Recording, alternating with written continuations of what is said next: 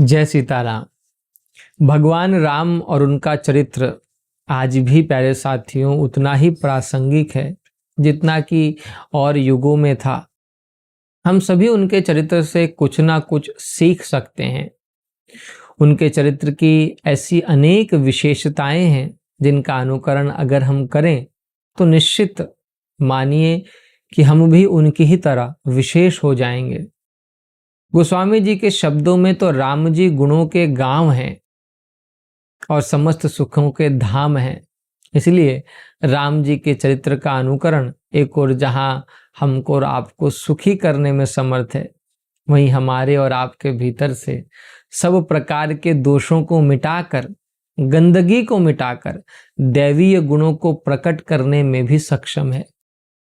अतः आज यहाँ इस वीडियो में हम अनंत गुणों के गांव रघुनाथ जी के एक गुण पर विस्तार से चर्चा करेंगे और वह गुण है प्यारे साथियों जन सुख सुखित्व। यानी कि राम जी हमेशा दूसरों के सुख का ही ख्याल करते हैं। उनके सुख में ही वे अपने सुख को ढूंढते हैं, उसका अनुभव करते हैं। और इसलिए मैं हमेशा कहता हूं कि अगर आप लोगों को कर्मयोग सीखना हो तो राम जी के चरित्र से सीखें, क्योंकि वास्तव में राम जी से बड़ा कर्मयोगी तो कोई है ही नहीं।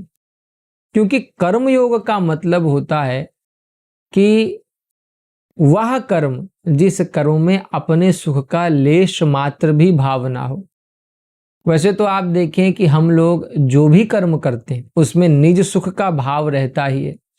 यानी कि हम कर्म करते ही हैं सुख के लिए, हम सुख पाना चाहते हैं, इस दृष्टि से हम कर्म करते हैं।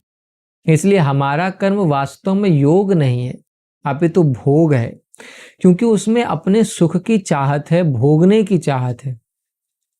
लेकिन राम जी का कर्म भोग नहीं है, अपितु योग है, क्योंकि राम जी कर्म करते ही हैं दूसरों के सुख के लिए। आप शुरू से लेकर अंत तक अगर राम जी के चरित्र पर गंभीरता से विचार करेंगे, देखेंगे राम जी के चरित्र को, तो आप पाएंगे कि राम जी ने कभी स्वयं के सुख का ख्याल किया ही नहीं। उन्होंने हमेशा दूसरों को सुखी करने के उद्देश्य से ही कर्म किया और इसलिए वे सही मायनों में सच्चे कर्मयोगी, जन सुखदायक हैं। और आज यहाँ इस वीडियो में हम राम जी के उसी गुण पर विस्तार से चर्चा करेंगे और किस प्रकार से उनके उस गुण को हम अपने जीवन में उतार कर अपना कल्याण कर सकते हैं, उस पर भी गंभीरता से विचार करेंगे। प्यारे साथियों, आइए हम सबसे पहले राम जी के बाल्यकाल पर दृष्टिपात करें, उससे प्रेरणा लें। आप देखें कि गोस्वामी जी लिखते हैं कि जिस दिन से राम जी माता कौशल्या के गर्भ में आए उस दिन से सब लोगों में सुख और संपत्ति छा गई। जा दिन ते हरि गर्भ ही आए, सकल लोक सुख संपत्ति छाए। यहाँ इस चौपाई से प्यारे साथियों राम जी के जन्म का जो उद्देश्य है उसका बोध हमको होता है। यानी कि राम जी के जन्म का मूल उद्देश्य ही है सबको सुखी करना। और इसलिए जिस दिन से वे माता कौशल्या के गर्भ में आते हैं उस दिन से ही सभी अपार सुख का अनुभव करते हैं। और आप देखें कि इसीलिए जब गुरु वशिष्ठ जी को राम जी के नामकरण संस्कार के लिए आग्रह किया जाता है तो वे मुस्कुराते हुए कहते हैं कि इस बालक का नाम राम होगा। और इस तरह राम का अर्थ बताते हुए वे कहते हैं कि जो आनंद सिंधु सुख राशि, सी करते त्रैलोक सुपासी, सो सुख धाम राम असनामा, अखिल लोक दायक विश्रामा। यानी कि जो आनंद का समुद्र है, सुख की राशि है, जिसके एक कण से, एक बूंद से तीनों लोग सुखी होते हैं, वह समस्त सुखों का धाम जो अखिल लोक को विश्राम देने वाला है, राम है। इस तरह राम का अर्थ ही है सबको विश्राम देने वाला, सुखी करने वाला।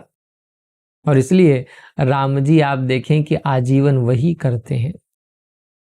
राम जी अनेक प्रकार की बाल लीलाएं करते हैं प्यारे साथियों, जिसको देख देख कर माता पिता, महल के सेवक और अवधपुरी के समस्त नर नारी अपार हर्ष का अनुभव करते हैं। गोस्वामी जी लिखते हैं कि जेहि विधि सुखी हो ही पुर लोगा, करहि कृपा निधि सोई संजोगा। राम जी वही करते हैं जिससे कि समस्त पुरवासी सुखी हों, प्रसन्न हों। राम जी अपने भाइयों के संग अवधपुरी में घर घर जाते हैं और माताओं से, बालकों से, वृद्धों से बड़े स्नेह से, बड़े प्रेम से मिलते हैं। राम जी जब बोलते हैं तो प्यारे साथियों, उनकी सौम्यता और वाणी की मधुरता सभी का मन मोह लेती है। समय बीतता है और महामुनि विश्वामित्र एक दिन राम और लक्ष्मण को लेने के लिए अवधपुरी पहुंचते हैं। माता पिता और गुरु वशिष्ठ का आशीर्वाद लेकर प्रभु महामुनि के साथ राक्षसों के वध के लिए आगे बढ़ते हैं। मार्ग में ताड़का का उद्धार करते हुए वे गुरु जी के साथ उनके आश्रम में पहुंचते हैं। और इस तरह प्रातः काल जब यज्ञ का समय आता है तो वे महर्षि विश्वामित्र को आश्वस्त करते हुए कहते हैं कि निर्भय यज्ञ करहु तुम जाई। हे महर्षि, आप निर्भय होकर यज्ञ करें। यज्ञ शुरू होता है और उसमें उत्पात मचाने के लिए फिर मारीच और सुबाहु अपने सहायकों सहित उपस्थित होते हैं। और जब वे उपस्थित होते हैं तो गोस्वामी जी लिखते हैं कि एक ही बाण प्रभु मारते हैं, अग्निबाण जिसको कहते हैं, अग्निबाण का प्रयोग प्रभु करते हैं और सुबाहु का उद्धार कर देते हैं और मारीच को कहीं दूर समुद्र उस पार भेज देते हैं। इस तरह राम जी अपने स्वभाव और नाम के अनुरूप ही प्यारे साथियों गुरु विश्वामित्र जी को सुखी करते हैं, उनके यज्ञ की रक्षा करके, और उनके अपार प्रेम और आशीर्वाद के फिर पात्र बनते हैं। वे आगे बढ़ते हैं और फिर माता अहिल्या को सुखी करते हैं। अहिल्या प्रभु से कहती है कि हे राम जी, आज मैं धन्य हो गई। वह कहती है कि प्रभु, महर्षि गौतम ने जो मुझे श्राप दिया सो बहुत अच्छा ही किया। मुनि श्राप जो दीना अति भल कीना। और सच कहूं तो जगत भले ही इसे श्राप कहे, किंतु मैं तो इसे वरदान ही मानती हूं।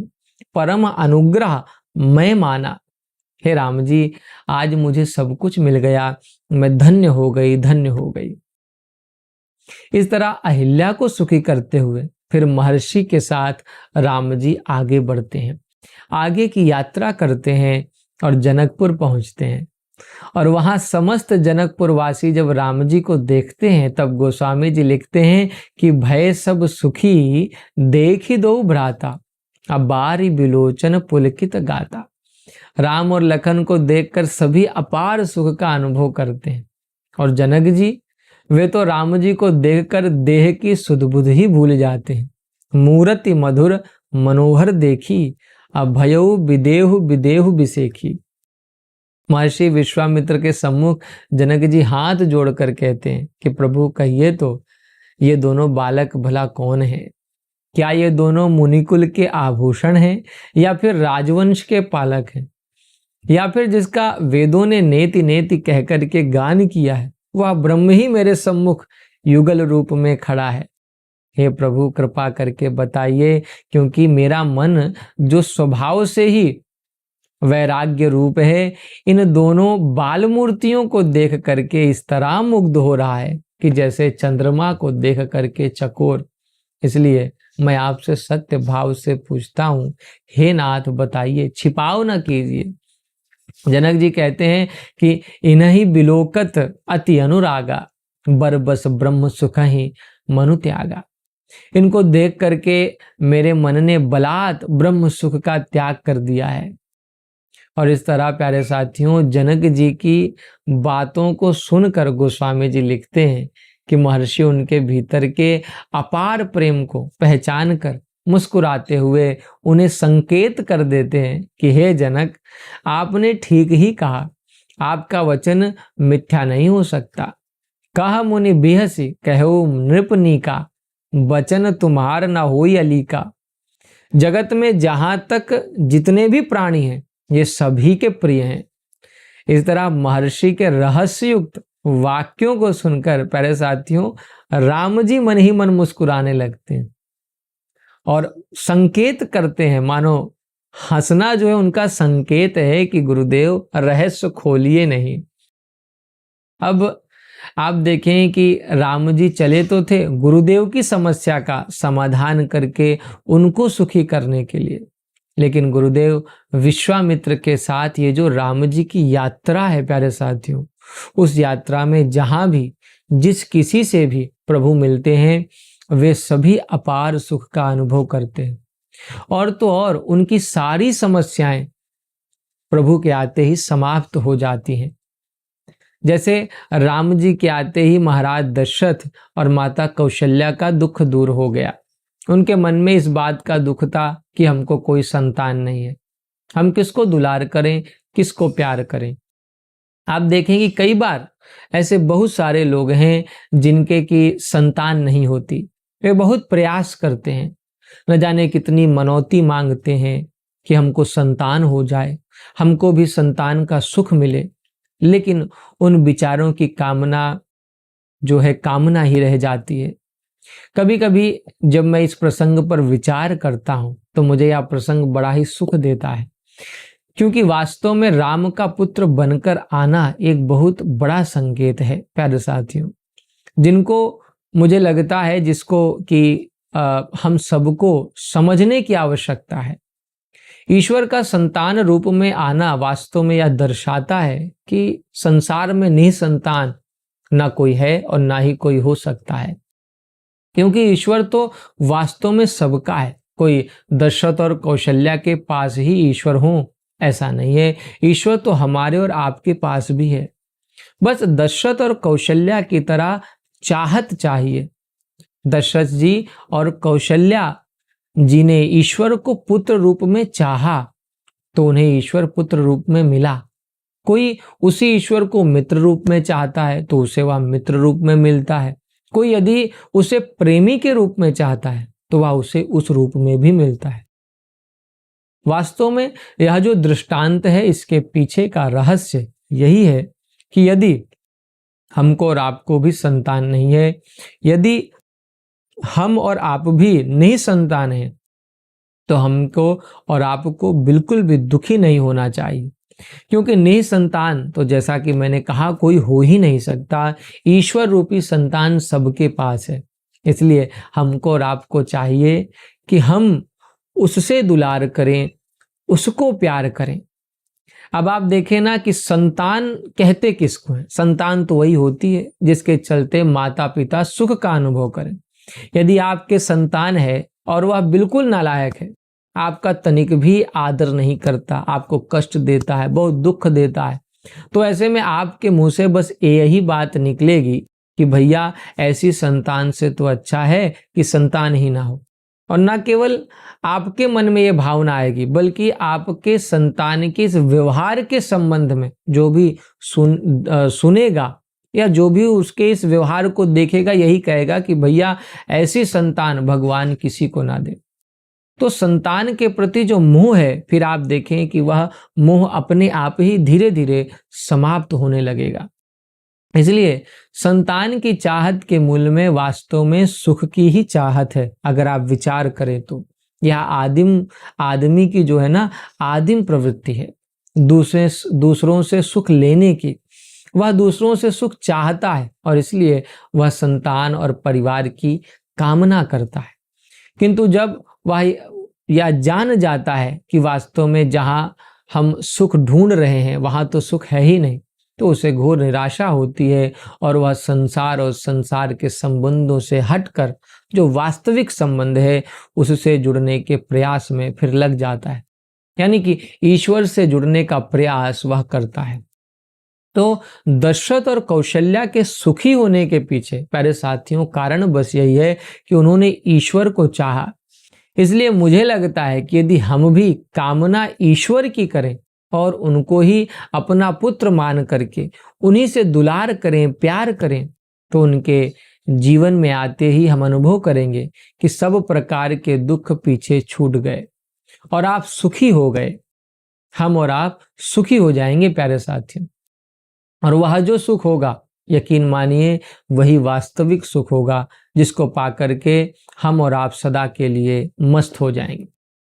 तो इस तरह आप देखें कि राम जी के आने से एक और जहां माता कौशल्या और दशरथ जी का दुख दूर हुआ, वे सुखी हुए, वहीं दूसरी ओर उनके आने से पूरी अयोध्या भी सुखी हो गई। राक्षसों के अत्याचार से निराश और हताश विश्वामित्र जी सुखी हो गए और वर्षों से श्रापित अहिल्या ने भी सुख का अनुभव किया। इसी तरह राम जी के आने से एक और जहां जनकपुर वासियों ने सुख का अनुभव किया, तो वहीं स्वयं जनक जी ने भी अपार सुख का, संतोष का अनुभव किया। तो कहने का तात्पर्य बस इतना है कि राम जी केवल दूसरों के सुख के विषय में ही सोचते हैं और इसलिए वे जहां जाते हैं वहां लोग उनके स्वभाव और व्यवहार से सुखी हो जाते हैं, आनंद का अनुभव करते हैं। और यही राम के चरित्र की विशेषता है। आप देखें कि प्रायः लोग ऐसा प्रश्न करते हैं कि हम राम के चरित्र का अनुकरण आखिर क्यों करें? राम के चरित्र में ऐसी क्या विशेषता है कि जिसके अनुकरण से हमारा मंगल हो सकता है? तो मुझे लगता है कि इससे बढ़कर चारित्रिक विशेषता और कोई नहीं हो सकती, क्योंकि जहां हमारा और आपका पूरा जीवन ही केवल स्वयं के सुख की व्यवस्था में बीतता है, वहीं राम जी का पूरा जीवन केवल दूसरों के लिए है। आप देखें कि हम लोग कभी अपने स्वार्थ की परिधि से बाहर निकल ही नहीं पाते। हमारा पूरा जीवन बीत जाता है केवल अपना ही ख्याल करते हुए। और मुझे लगता है कि शायद ही कभी ऐसा हुआ हो कि हमने किसी और के सुख के लिए दिल से सोचा हो। वास्तव में तो हमारी स्थिति ऐसी है कि पर सुख सुनत दाह और पर दुख सुनत हर्ष बहु तेरे। जब हम दूसरों के सुख को सुनते हैं तो हमारा और आपका यह हृदय जलने लगता है, और किसी के दुख के संबंध में सुनते हैं तो हमको और आपको बड़ा हर्ष होता है। तो इस प्रकार की तो हमारी वृत्ति है और हम अपने आप को मनुष्य कहते हैं। वास्तव में हमारी चाहत तो अमृत पाने की है, लेकिन जगत में हम जुड़ती हुई छाछ भी नहीं है। इसलिए प्यारे साथियों, मुझे लगता है कि राम जी का चरित्र वास्तव में हमको और आपको मनुष्य बना सकता है। उनके इस गुण को यदि हम और आप आत्मसात कर लेते हैं तो निश्चित मानिए कि हम भी उनकी ही तरह विशेष हो जाएंगे, सबके प्रिय हो जाएंगे। और सबसे बड़ी और महत्वपूर्ण बात कि बड़ी ही आसानी से, सरलता से हम और आप एक सच्चे कर्मयोगी हो जाएंगे, अनासक्त हो जाएंगे, सुखी हो जाएंगे और सदा के लिए मुक्त हो जाएंगे। तो प्यारे साथियों, यह था आज का हमारा वीडियो, जिसमें हमने राम जी के अनंत गुणों में से एक गुण पर विस्तार से चर्चा की। हम इसी प्रकार राम जी के और भी गुणों पर भविष्य में समय समय पर वीडियो लाते रहेंगे, ताकि आप भी राम जी के उन गुणों से जुड़कर अपने जीवन में बदलाव ला सकें, उसमें सकारात्मक परिवर्तन ला सकें। आपको हमारा यह वीडियो कैसा लगा कमेंट में हमें अवश्य बताएं और अपने मित्रों के साथ भी इस वीडियो को जरूर साझा करें, ताकि वे भी राम जी के गुणों से जुड़कर अपने जीवन को सार्थक कर सकें। आपसे फिर मुलाकात होगी अगले वीडियो में। तब तक के लिए आप सभी को जय सीताराम।